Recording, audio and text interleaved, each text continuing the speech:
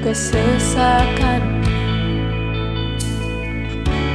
Kau beri kedamaian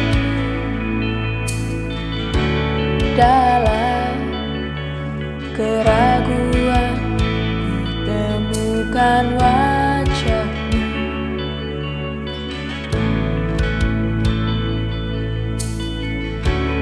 karena pengorbanan Kau jadikanku baru. Sungguh ku terkagum amanku di dalam-Mu, Yesus. Kau membuatku sesuai rencana-Mu. Kau memegang setiap musim hidupku. Ku serahkan semua kekhawatiranku. Ku milik-Mu.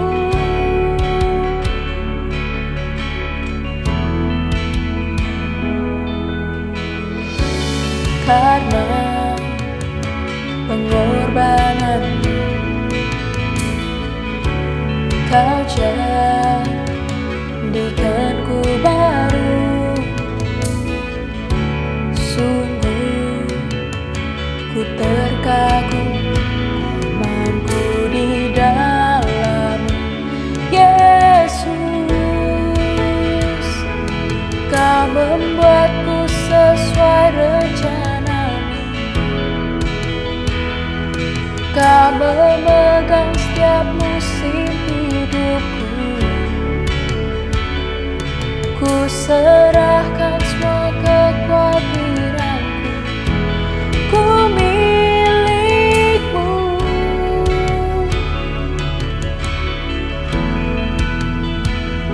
Semua kekuranganku Kau pun tahu. Tetap Kau pandang indah dalam-Ku. Ku angkat tanganku dan berseru, ku milik-Mu.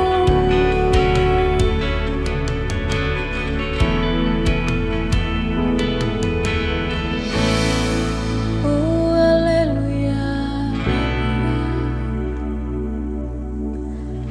Terima kasih Tuhan, terima kasih.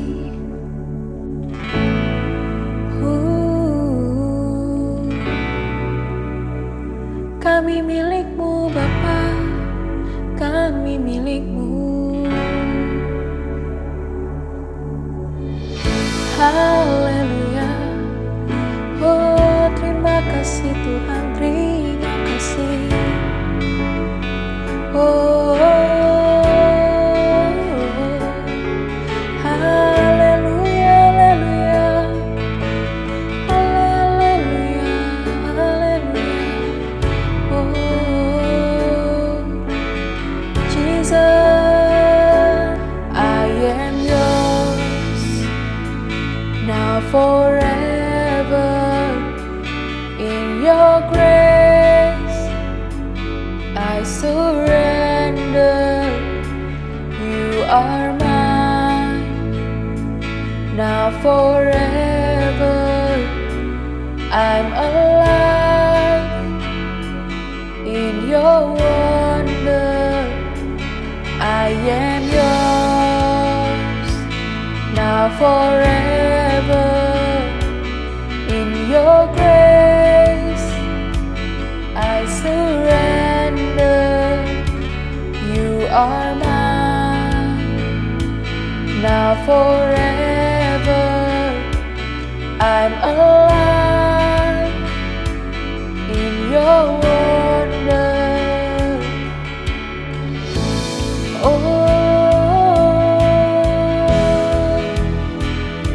hallelujah, hallelujah. Ooh, hallelujah, hallelujah. Hallelujah, hallelujah.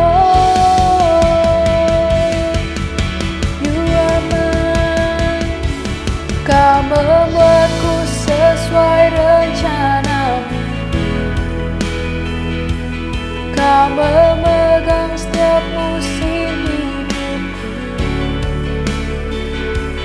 Ku serahkan semua kekhawatiranku. Ku milikmu.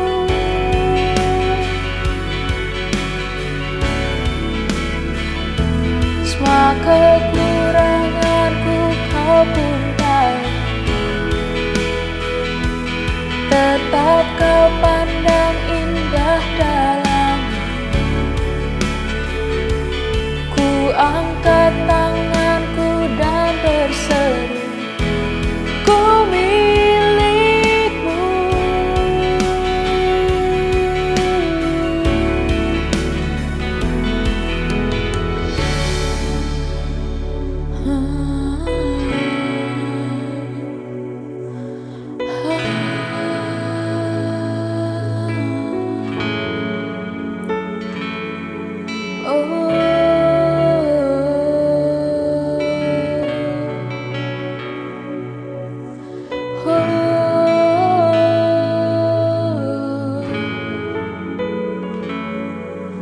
Ku milikmu Bapa, kami milikmu.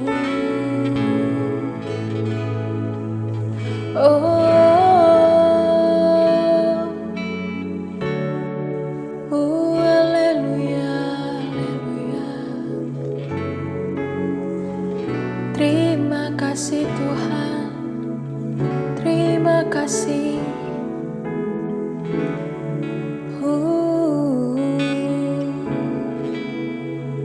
Kami milikmu Bapa, kami milikmu.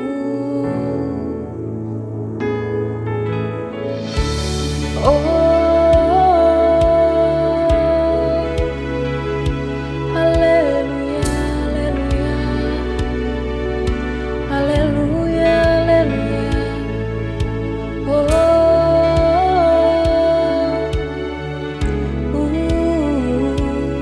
Haleluya, haleluya. Kami milikmu, Jesus. We want you, Lord.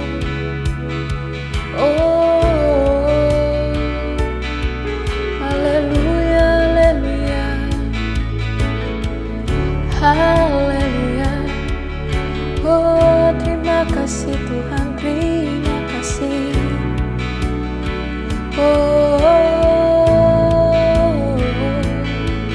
Haleluya, haleluya. Haleluya, haleluya. Jesus, I am yours, now forever. In your grace I surrender. You are mine, now forever. I'm alive in your wonder. I am yours, now forever. In your grace I surrender. You are mine, now forever. I'm alive in your wonder.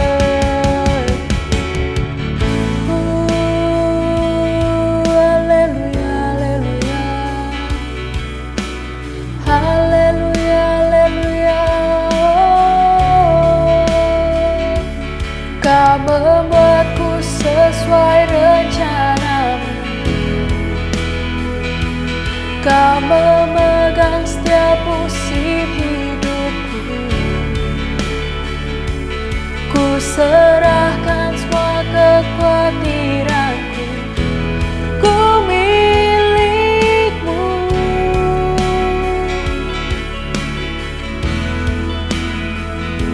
Semua kekuranganku kau pun tahu. Tetap kau pandang indah dalam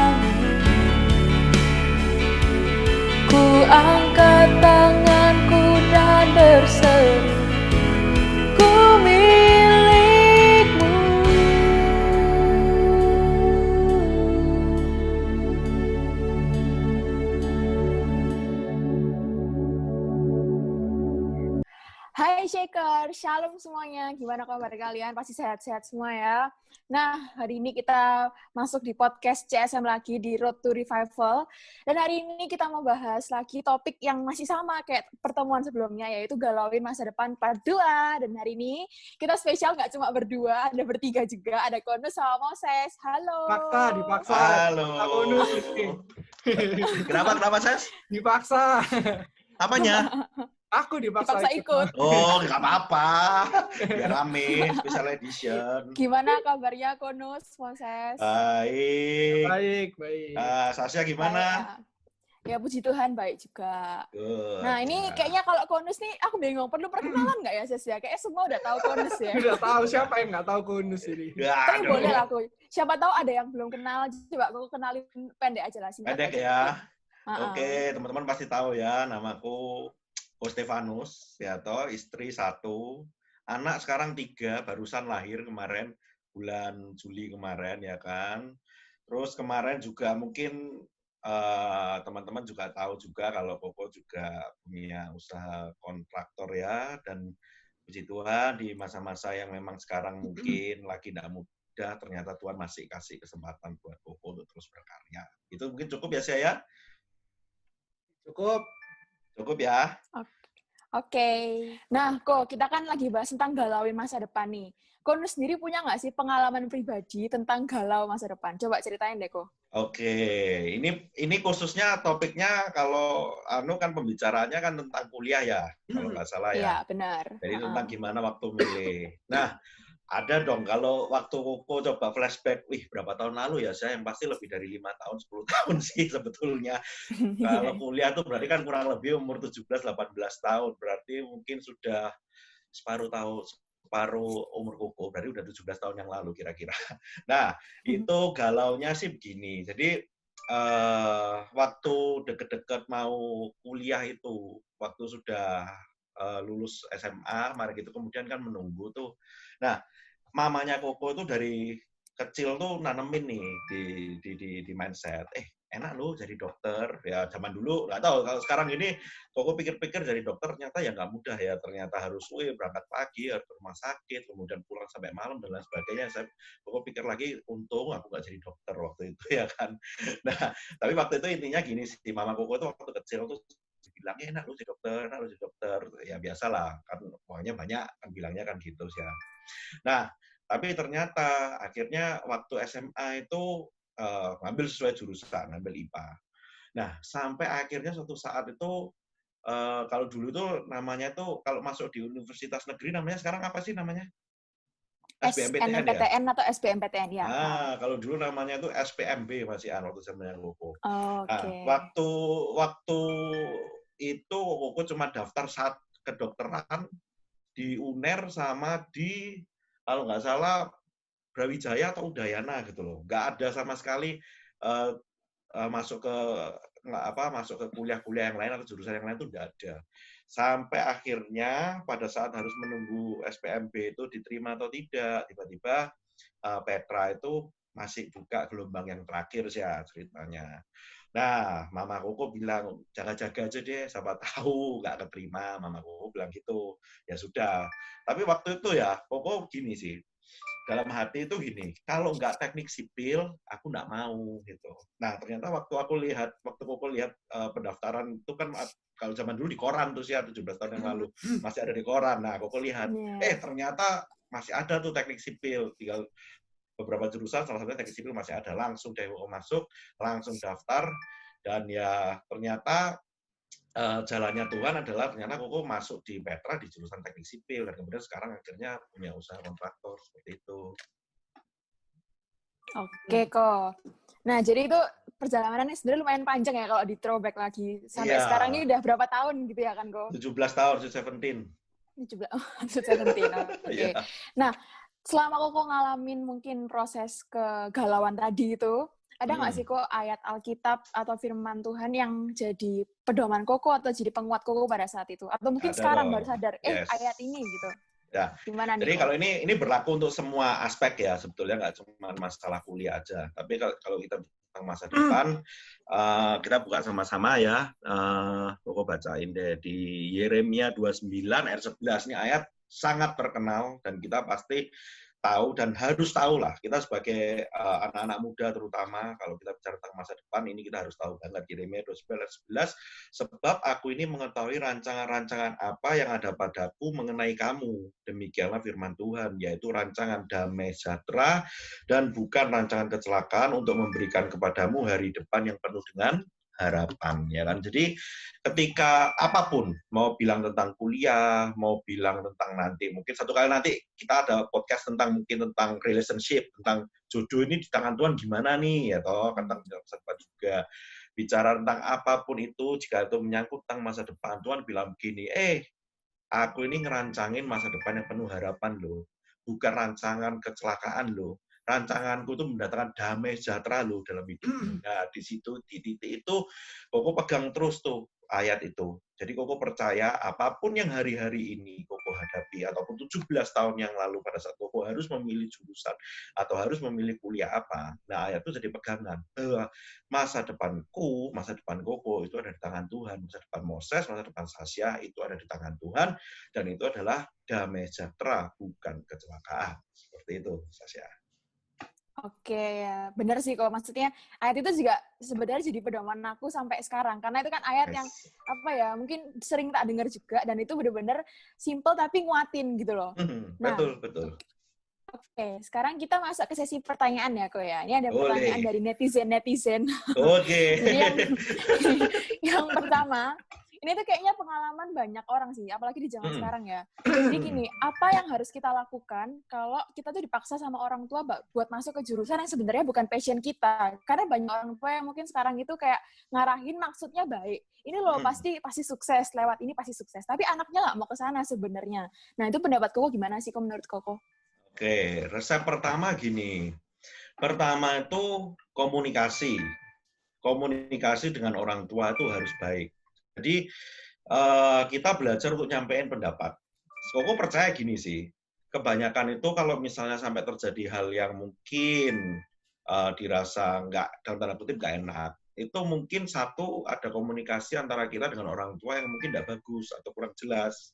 Kita maunya seperti apa, orang tua maunya seperti apa, nggak ketemu akhirnya, nggak klop. Tetapi jikalau ternyata sudah dikomunikasikan dengan baik, ternyata orang tua masih tetap kekeh dengan pendapatnya. Nah, kita harus percaya gini, bahwa Tuhan itu punya otoritas penuh dalam hidupnya kita semua, dalam hidup Moses, dalam hidup Sasya. Tuhan punya otoritas penuh, termasuk ketika dalam kita memilih jurusan melalui orang tua. Ini kita harus pegang prinsip ini. Loh Tuhan, tapi kan nggak enak, aku nggak ngerti jurusan itu, aku nggak suka, itu bukan passionku. Yes, tapi kita percaya penuh bahwa Tuhan punya otoritas. Kita percaya Tuhan punya otoritas. Jadi ketika kita sudah berusaha untuk mengkomunikasikan, dan ternyata orang tua masih kekeh dengan pendiriannya, sudah, nurut, taat. Karena sekali lagi, rancangan Tuhan untuk mendatangkan damai sejahtera dan bukan kecelakaan dalam hidup kita. Say amin kalau percaya. Amin. Benar juga ya, Ko ya. Iya. Benar juga ya, kan kalau dibilang kan orang tua tuh wakil Tuhan di bumi ya. Jadi kalau misalnya emang kita udah komunikasiin, tapi ternyata orang tua masih kekeh sama pendapatnya, ya orang tua mana ada sih orang tua yang mau punya anaknya masa depannya nggak indah gitu ya kan. Betul, iya. Betul sih. Nah, oke. Next question ya, Ko. Ya. Nah, ini yang berikutnya. Seberapa penting sih menentukan goals di usia remaja? Mungkin banyak anak yang masih SMP gitu ya, kayak mikir, halah aku masih SMP, halah aku masih kelas 1 SMA. Ntar aja lah mikir jurusan apa, kuliah di mana gampang nanti. Nah, itu kayak gimana aku kayak gitu loh. Jadi gini sih ya, segala sesuatu itu kalau kita bicara tentang pencapaian dalam hidup, pencapaian ya, aku percaya gini, nggak ada satupun pencapaian yang hanya didasarkan dari sekedar, wah hidup itu pokoknya mengalir saja. Ingat nggak, kita punya gembala, Pastor Johan tuh selalu bilang gini, kalau kita itu hidup itu mengalir saja, nanti hidupmu itu seperti air. Kalau air mengalir tuh mengalir kemana? Ke atas atau ke bawah? Ke bawah. ke bawah. Pastor Johan kan kita punya gembala selalu bilang gitu. Jadi aku percaya gini, setiap pencapaian itu selalu diawali dengan yang namanya mimpi.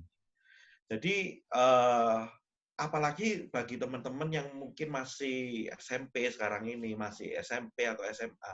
Loh, ini justru adalah masa-masa di mana teman-teman itu coba belajar untuk nggak enak lah ya kalau istilahnya belajar ya. Coba berusaha juga nggak enak ya. Cuman coba untuk punya mimpi. Mimpi gratis loh ya, nggak bayar loh mimpi itu. Iya, benar. Ya kan? Nggak usah bingung dengan, aduh nanti aku harus begini, aku harus begitu. No. Ya kan? Pokok punya satu moto ya. Dream itu harus big. 2, start itu harus small.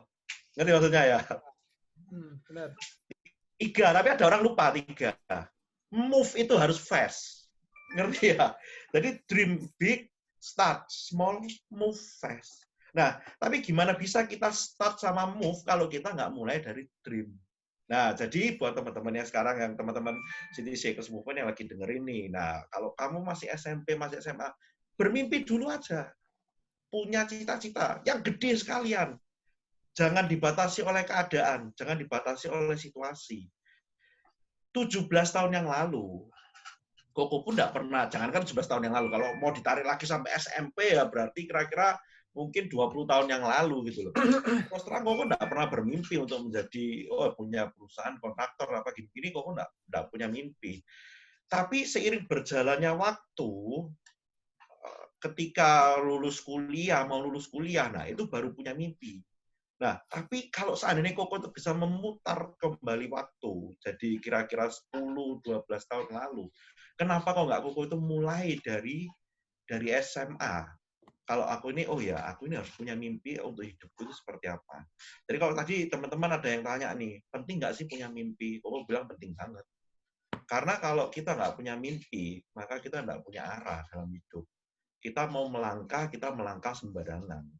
Makanya teman-teman, mulai dari SMA gini, mulai dari SMP, punya mimpi dalam hidupmu. Nggak rugi kok, nggak bayar, gratis mimpi itu, ya kan? Gitu.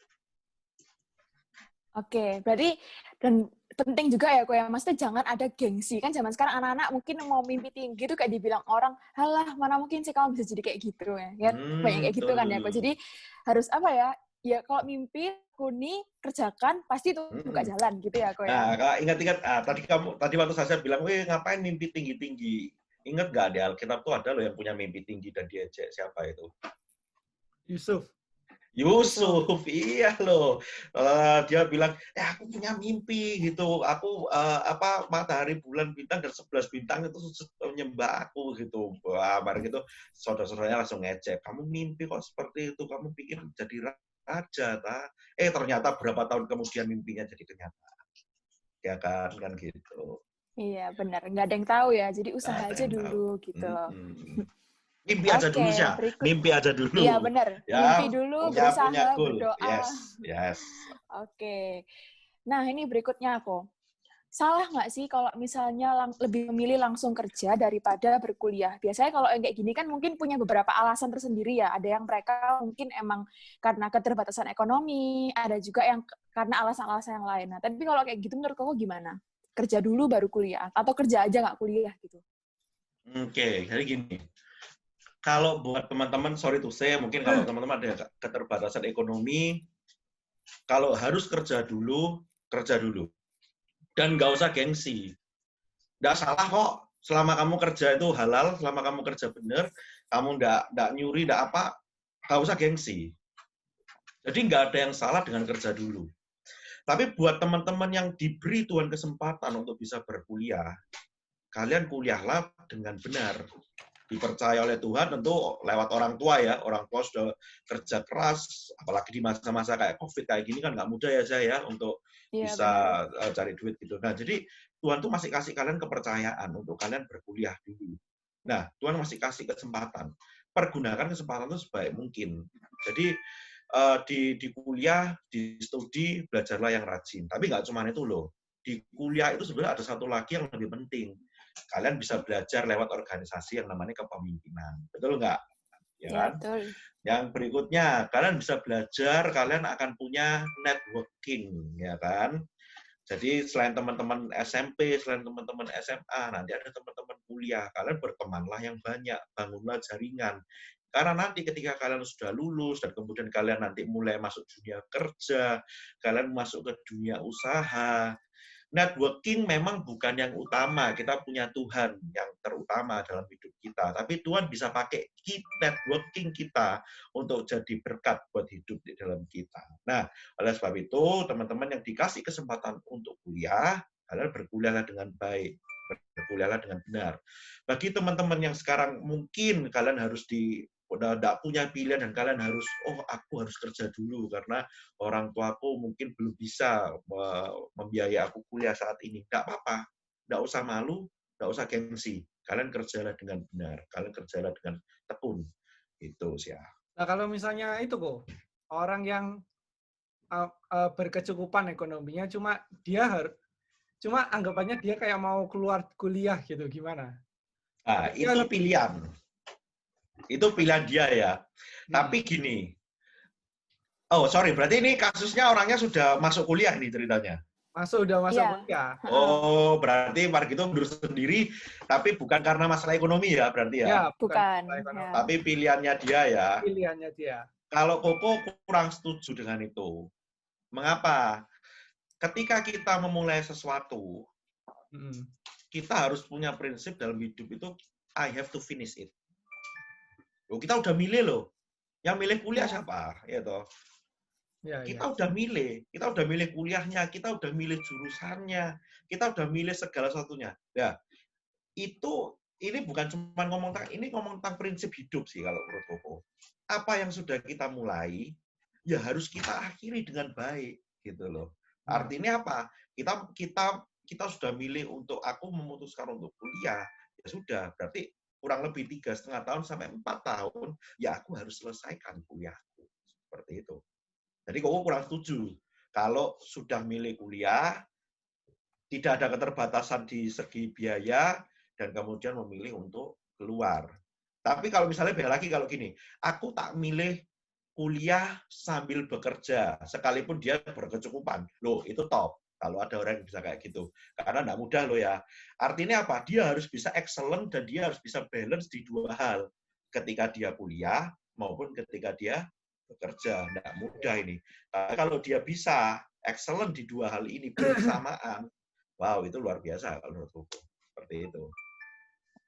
Nah, aku setuju banget tadi sama pendapatnya Konus tentang prinsip terutama ya. Kalau aku mikir gini sih, Ko. Sekarang kalau misalnya kita dari masa kuliah udah punya prinsip kayak gitu, kedepannya waktu kita kerja pun bakal berguna gitu loh. Masa kalau misalnya sekarang kita punya prinsip yang masih ibaratnya goyah, bisa kerja nanti kita mau seenaknya, tiba-tiba resign, tiba-tiba keluar, kan nggak bisa kayak gitu ya. Iya, betul, nah, betul. Jadi kebawa ke karakter juga. Betul sih, setuju. Nah, Oke, kita next question ini. Nah, ini berikutnya, apakah aku harus mengikuti passionku kalau emang kelihatannya passion itu ke depan nggak ada masa depannya gitu kok. Misalnya gini, misal aku punya bakat musik, aku pengen banget sekolah musik, tapi aku tahu musik itu nggak kayak pekerjaan-pekerjaan yang menjanjikan gitu, bisa diterima di kantor, dapat gaji yang pokok tiap bulan. Menurut kok kayak gimana? Nah, jadi gini sih ya, bedakan dua hal ya. Yang pertama gini, betul memang apakah passion yang kita geluti itu ternyata akan ketinggalan zaman. Maksudnya gini, contoh, bisa digantikan dengan teknologi. Apalagi sekarang dengan perkembangan teknologi yang begitu sangat cepat ya, gitu ya kan. Bedakan itu sama yang kedua, kita belum menemukan bahwa sebetulnya passion-nya yang kita geluti, yang kita pingini untuk kita itu jadi orang yang spesialis di sana, itu ternyata punya potensi. Itu yang ini kita harus cari tahu dulu. Jadi apakah memang betul itu bisa ketinggalan zaman dan digantikan oleh teknologi? Kalau itu memang iya, berarti memang mungkin kita harus coba cari bukan passion yang lain, tapi cari hal yang lain gitu. Nah, tapi yang kedua, kalau tadi contohnya musik tadi, saya sempat bilang, Koko punya temen tuh, dia lulusan luar negeri, musik. ternyata dia sekarang itu kerjanya itu dia buka usaha, kalau nggak salah itu untuk musik untuk anak-anak berkebutuhan khusus, kalau nggak salah. Nah, artinya apa? Kita ini dituntut untuk menjadi spesialis di bidang kita. Jangan cuma menjadi, aku suka musik, jadi guru les saja. Loh, itu udah rata-rata gitu loh.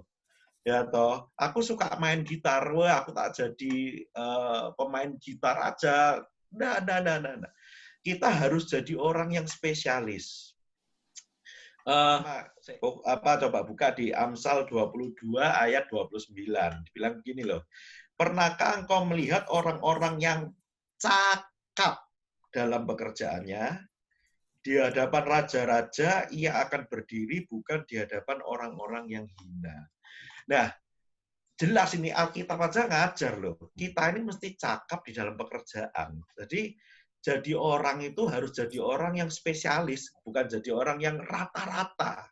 Jadi orang yang cukup saja ternyata tidak bisa. Kita harus jadi orang yang cakap, jadi orang yang expert, jadi orang yang spesialis di bidang, di passion yang kita ingini. Kalau tadi bilang musik, ya coba cari sampai betul-betul musik itu kamu bisa menjadi orang yang spesialis di bidang musik. Ya, contohnya tadi Koko punya teman, dia buka usaha, dia buka musik atau terapi musik untuk anak berkebutuhan khusus. Loh, ternyata diperlukan loh ternyata. Ya, Koko juga mungkin hal-hal seperti itu juga akhirnya, oh iya ya ternyata bahkan orang yang punya passion musik pun ternyata bisa bekerja, bisa berusaha, dan bisa bukan hanya itu, yang penting bisa menjadi berkat bagi banyak orang, kan seperti itu ya. Nah, tapi beda lagi kalau misalnya ternyata passion yang kita geluti itu ternyata, loh kok ternyata dilihat di masa depan, betul-betul setelah dipelajari ya, oh ternyata ini hal yang bisa digantikan oleh teknologi manusia. Ya kan? Nah, itu maka kita harus coba untuk mencari hal baru. Nah, kita belum tentu bisa menjadi orang yang do what you love. Tapi ketika kita tidak bisa menjadi do what you love, kita harus menjadi orang yang bisa love what you do. Artinya apa? Ya, ketika passion kita ternyata itu memang di masa depan ternyata dilihat prospeknya itu tidak bagus, bisa digantikan oleh teknologi, ya kita harus berganti dan kita harus belajar untuk mencintai apa yang kita kerjakan seperti itu. Nah, oke. Nah, tapi yang aku bilang benar juga sih. Aku pernah dengar dari mami atau papi ya, aku lupa. Mereka bilang kayak gini, orang yang kreatif itu orang yang diberkati. Kayak jadi tuh nggak cuma ngeliat dari satu sisi, tapi dia bisa ngeliat peluang-peluang di hal-hal yang lain di bidang yang sama gitu loh. Jadi Tuhan tuh bakal buka jalan karena kita tuh ada ide, kita nggak pasif, kita nggak diem kayak gitu ya, aku ya. Iya, betul. Aku punya pertanyaan kok kalau gitu kok. Ah, boleh. Gimana, Ses? Kalau misal berarti kan kita harus do what love. Sometimes kita harus jadi do what you love. Do what you love. Love what you do. Love what you do. Kembali. Yeah. Love what you do. Ya, love what you do. Kita harus jadi orang yang love what you do. Nah, kalau misal nih, aku bisa melihat peluang di kedepannya, misal nih, jurusan kafe. Ya, tapi aku ini orang yang anggapannya tidak terlalu ngerti dan tidak terlalu mahir di kafe. Nah, kalau misalnya aku ngambil jurusan itu, apakah salah? Kalau ngambil jurusannya ya, gini, Ses. Ini mirip kayak gini. Koko akan flashback 17 tahun yang lalu, waktu Koko pilih jurusan. Waktu itu, ini seandainya ya, Koko diperhadapkan pada pilih jurusan arsitek atau teknik sipil. Sama-sama bangunan loh, sama-sama gedung kan, tapi kan fungsinya berbeda. Nah, Koko tahu betul nih, Koko ini orangnya itu logik dan suka ngitung dibandingkan gambar. Sekalipun arsitek itu prospek, Koko tahu banget nih, aku kalau misalnya mungkin kalau harus ambil jurusan arsitek, mungkin Koko bisa lulus 5-6 tahun mungkin baru lulus gitu loh. Karena nggak bisa itu, dipaksa kayak gini-gini, dipaksa gitu, mungkin akan berat gitu loh. Nah, aku percaya gini sih, hal untuk masa depan, kalau kita bicara tentang prospek dan lain sebagainya, aku percaya nggak cuma 1 atau 2 bidang. Pasti ada banyak bidang yang sebetulnya bisa kita untuk tekuni, Ses. Nah, jadi jangan juga dikotakkan dengan, oh, ini kelihatannya prospek DKV nih, padahal enggak loh. Mungkin ada yang lain, misal contoh, kalau dulu zamannya Koko namanya teknik informatika. Kalau sekarang mungkin sudah beda lagi mungkin ya, nggak tahu. Mungkin lebih punya penjurusan yang lebih banyak lagi. Dan intinya, kalau kita bicara tentang prospek ke depan, Koko percaya nggak hanya 1 atau 2 bidang saja yang akan prospek. Banyak hal yang sebenarnya kita bisa prospek, Mas Ian. Nah, temukan passion itu.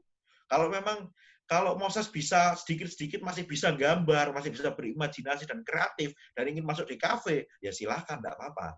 Tapi kalau misalnya Moses ternyata orang yang kuat di hitungan, dan tidak suka dengan menggambar, kalau dipaksa menggambar, ya bisa gambar, tapi waduh, kok rasanya kok susah sekali gitu. Ya coba dilihat lagi apakah ada, Koko yakin, pasti ada prospek yang lain sebetulnya. Itu sih, Ses. Jadi jangan dikotakkan ke hanya satu bidang aja. Oke. Gitu. Ya, intinya aja maksa gitu. Aja maksa. Iya. Nah, tadi Koko sempat bilang ini, sempat bahas sedikit tentang jadi berkat gitu ya tadi Koko sempat bilang. Nah, ini kebetulan ada yang nanya juga nyambung sama pertanyaan yang Koko. Jadi gimana cara kita buat jadi berkat bagi orang lain lewat apa yang kita ambil di jurusan kita gitu misalnya, Koko? Lewat apa yang kita ambil di jurusan kita. Berarti ini mungkin gini Koko bagi 2 deh ya. Yang pertama gini, waktu kita mungkin kuliah ya, waktu kuliah kita jadi berkat, tentu gini sih, kita harus jadi teladan pada waktu kuliah. Jadi, jadilah mahasiswa, kalau mungkin sekarang susah ya, karena nggak pernah kumpul ya. Kalau sekarang kan lewat Zoom ya kuliah sekarang ya. Mungkin ini agak susah sih ya. Tapi kalau satu kali nanti, dan Koko percaya COVID pasti berlalu ya kan. Dan nanti kalian bisa bertemu lagi dengan teman-teman, bisa bertemu lagi dengan dosen-dosen.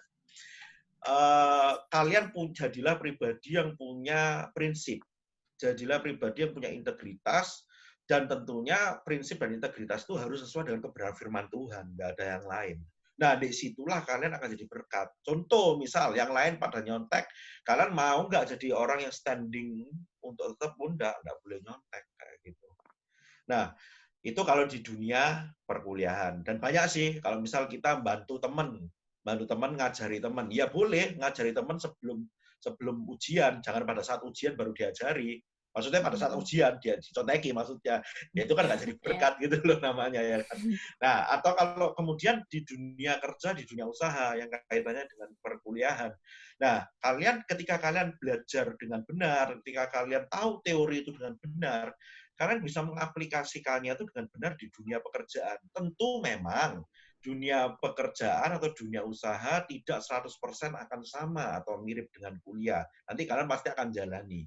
Tapi kalau kalian tidak punya pondasi yang benar, pondasi teori ya maksudnya. Contoh kayak Koko nih, teknik sipil nih, jadi kontraktor. Kalau Koko tidak punya pondasi yang benar dalam teknik sipil atau dalam membangun, ya mungkin kalau hanya bangun satu rumah, 1 lantai, 2 lantai, ya mungkin bisa lah, mandor aja bisa. Tapi kalau harus mungkin bangun 10 lantai, 5 lantai, 6 lantai, kan nggak bisa. Harus punya teknik pondasi sipilnya ini harus benar. Nah, itu oleh sebab itu bagaimana kita bisa diberkat mulai dari pada saat kita sekolah dan kuliah. Jadilah excellent, belajar yang benar. Nanti, seperti Amsal tadi bilang, ketika kalian menjadi cakap di dalam pekerjaan kalian akan berdiri di hadapan raja-raja, di situ kalian jadi berkat bagi banyak orang. Nah, gitu sih. Intinya kembali lagi ke firman Tuhan ya, Ko. Jadi baca Alkitab, guys. Biar kalian tahu gimana. Kalian punya tuh jadwal baca Alkitab ya. Iya, yang masih bolong-bolong, ayo. Ya. Oke, kita lanjut ke pertanyaan berikutnya. Nah, ini kok ada yang minta tips gimana cara keluar dari zona nyaman. Jadi zona nyaman di sini maksudnya kita yang masih minta uang jajan ke orang tua. Jadi mereka tuh nggak punya kesadaran bahwa ke depan ini kita harus hidup sendiri loh. Kita nggak bisa bergantung terus sama orang tua gitu. Oke, jadi gini. Pertama, sebelum keluar dari zona nyaman, pertama itu adalah sadar dulu. Kita harus sadar dulu bahwa Nggak mungkin kita seumur hidup terus kita akan menggantungkan diri kita ke orang tua. Mungkin sekarang bagi teman-teman yang masih belum bekerja, mungkin masih bisa bergantung sama orang tua. Tapi coba deh sekarang aja, contoh di masa-masa yang sekarang tiba-tiba ada COVID. Moses tiba-tiba kan harus mulai membantu orang tua kan, contohnya. Nah, jadi artinya apa? Kita nggak bisa bergantung 100% ke orang tua. Jadi kita harus sadar. Pertama sadar. Kedua, setelah kita sadar, oh ternyata aku harus mulai belajar mandiri ya. Oh, aku harus mulai belajar untuk tidak bergantung hanya kepada orang tua ya. Aku harus mencoba mencari peluang-peluang yang lain lah. Nah, itulah baru disebut kita mulai belajar untuk keluar dari zona nyaman. Nah, speaking tentang keluar dari zona nyaman, paling enggak gini, ini Koko punya satu tips sih. Ini yang kebanyakan itu Koko banyak temukan mungkin di banyak anak muda yang mungkin juga cukup kurang punya kemauan untuk terus belajar. Seringkali kita berpikir begini, wah belajar itu ya mulai dari aku TK, SD, sampai aku lulus kuliah S1. Wih, bayangin tuh, kita ngomong SD aja deh, umur 6 tahun. Sampai lulus kuliah umur 22, berarti berapa tahun ya? 16 tahun loh sekolah, 16 tahun loh belajar. Masa kurang, kan gitu. Tapi enggak. Ternyata belajar itu adalah proses seumur hidup. Gitu loh. Nah, karena belajar itu adalah proses seumur hidup, jangan dibatasi. Jadi perbanyak hal dalam hidupmu. Karena apa? Kita tidak pernah tahu kapan hal itu akan ternyata kita pakai dalam hidup kita. Someday nanti tiba-tiba Tuhan kasih kesempatan untuk yang biasa mungkin kayak contoh ya, kayak Koko gini ya. Koko ini dalam beberapa tahun terakhir suka-suka baca buku tentang investasi dan keuangan sih ya. Beberapa tahun terakhir. Tiba-tiba aja, Koko lupa awalnya itu suka dari mana, tapi Koko baca. Koko tidak ada hubungannya dengan usaha Koko sebagai kontraktor, sama sekali tidak ada. Apalagi dengan jurusan Koko. Koko jurusan teknik sipil kok. Tidak ada bicara tentang keuangan, tentang manajemen, tidak ada sama sekali. Isinya ngitung terus. Nah, tapi ternyata di masa-masa pandemi seperti ini, ternyata akhirnya berguna loh hal-hal seperti itu. Tapi itu sudah Koko lakukan, maksudnya belajarnya, sudah Koko pelajari. Ternyata mungkin sudah 3 tahun, 4 tahun yang lalu gitu loh. Dan sekarang akhirnya Koko mulai merasakan, mulai memetik buahnya. Nah, seandainya Koko tidak keluar dari zona nyaman Koko, baca buku. Seandainya Koko tidak suka, tidak mau keluar, nah Koko tidak bisa memetik hasilnya di masa-masa yang seperti ini. Jadi tipsnya gimana? Pertama harus sadar dulu. Kedua, ketika kamu sadar bahwa kamu tidak bisa bergantung kepada orang tua, langkah kedua paling tidak apa sih? Upgrade diri, banyak belajar. Ada banyak hal di dunia ini yang sebetulnya kita tuh tidak tahu kok. Dan kita harus belajar. Jadi jangan dikotakkan di frame bahwa aku lulus kuliah maka aku selesai belajar. Jangan sekali-sekali kita. Gitu ya saya ya. Nah, oke, kok aku punya pertanyaan lagi yang agak nyambung sama yang ini. Ya. Jadi gimana kalau kasusnya tuh dia ini anaknya orang yang mungkin kaya gitu, dan dia nganggap, halo orang tuaku kaya, aku bisa hidup dari hartanya dia sampai 7 turunan pun mungkin bisa gitu. Terus dia bakalan mikir juga mungkin, aku nggak perlu cari kerja, aku tinggal nerusin usaha orang tuaku. Menurut kau kayak gimana kalau kayak gitu? Jangankan kamu, Koko juga punya. Gimana? Koko juga punya. Tapi dia ini teman Koko di luar pulau. Itu anaknya orang kaya banget. Mungkin kayak Sasha ya. Umurnya sekoko gini. Akhirnya hidupnya ya memang betul seperti ceritanya Sasha. Dia betul-betul menghidupi impiannya yang tadi Sasha bilang itu. Akhirnya apa? Ya cuma di rumah saja. Ya dia tinggal menikmati saja. Tapi begini sih ya. Kalau kita hanya hidup untuk diri kita, itu dia sampai ke titik itu. Tapi masalahnya, kita dipanggil tuh bukan hanya untuk diri kita sih ya. Ketika kita betul-betul dekat kita punya close relationship with God, dan kemudian kita ngerti bahwa Tuhan tuh panggil kita, Tuhan punya kasih kita tujuan hidup. Nah, kita itu dipanggil untuk jadi berkat buat orang lain. Nah, Mas Koko pernah sharing ya yang minggu lalu ya, bagaimana seorang Yusuf, bagaimana seorang Gideon, sama bagaimana seorang Esther, ya kan? Ingat kan cerita itu? Yusuf dari orang yang tiba-tiba dijadikan budak di Mesir, terus kemudian jadi masuk penjara, tiba-tiba diangkat menjadi raja. Ternyata tujuan akhir daripada dia menjadi raja adalah untuk menyelamatkan sanak saudaranya, yaitu apa? Calon sebuah bangsa, yaitu bangsa Israel. Gideon pun juga dia hidup di saat zaman Israel itu dijajah oleh bangsa Midian. Dan dia dipanggil untuk menjadi hakim-hakim untuk menyelamatkan bangsa Israel daripada bangsa Midian. Demikian pula Esther. Esther hidup pada zaman Israel juga di pembuangan pada saat itu.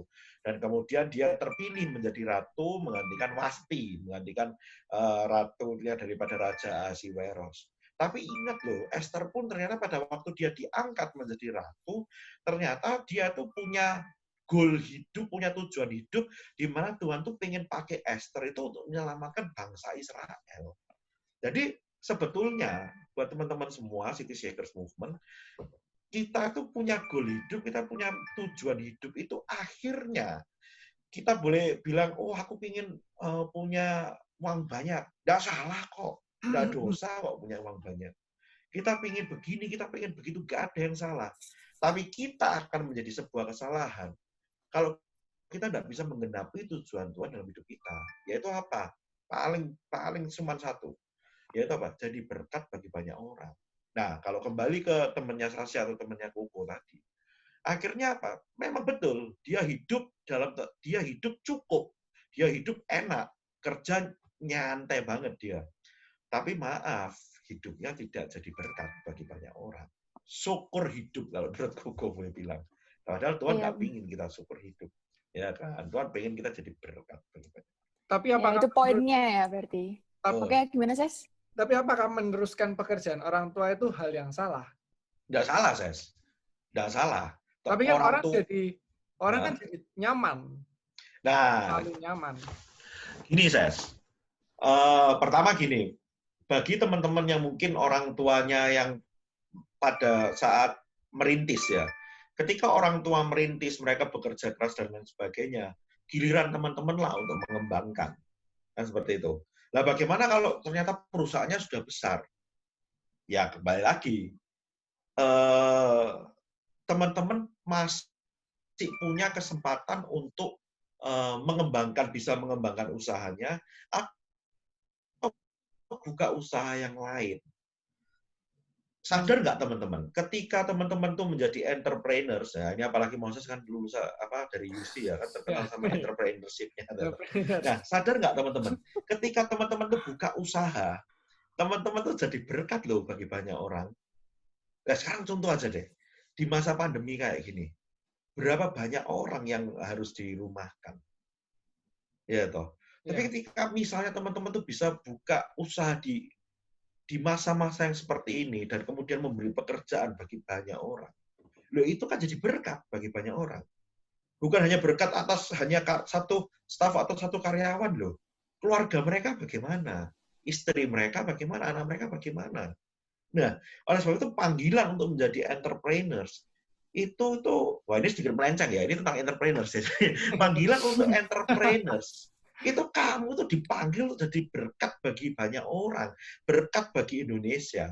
Kok masih ingat nih, ini melenceng sedikit nggak apa-apa sih, ini mumpung ini ya apa ya. Iya, yang apa-apa. Jadi aku masih ingat tuh Ciputra tuh waktu berapa tahun yang lalu tuh Ciputra itu sudah berapa tahun ya, mungkin 10 tahun lebih gitu loh. Dia ngasih data, sebuah negara maju itu minimal, itu entrepreneur, itu paling tidak itu 2% dari populasi, dia bilang gitu. Indonesia tuh cuma 0, dia bilang gitu.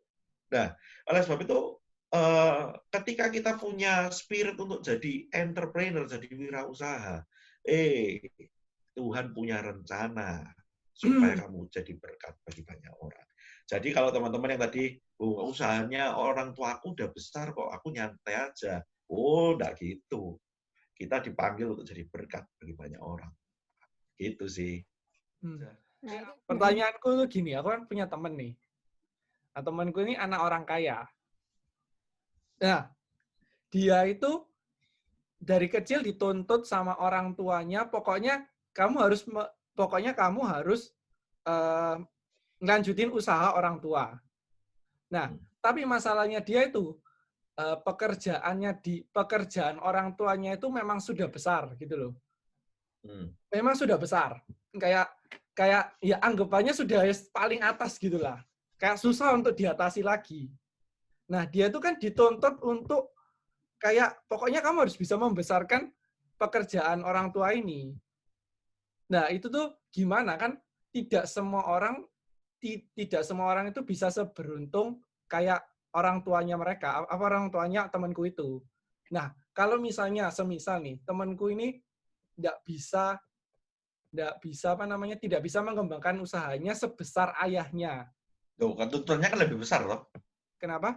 Tuntutan ayahnya tadi kan lebih besar. Ya, loh. tuntutan ayahnya lebih besar. Itu gimana menurutku? Begini, Ses. Tentu gini ya.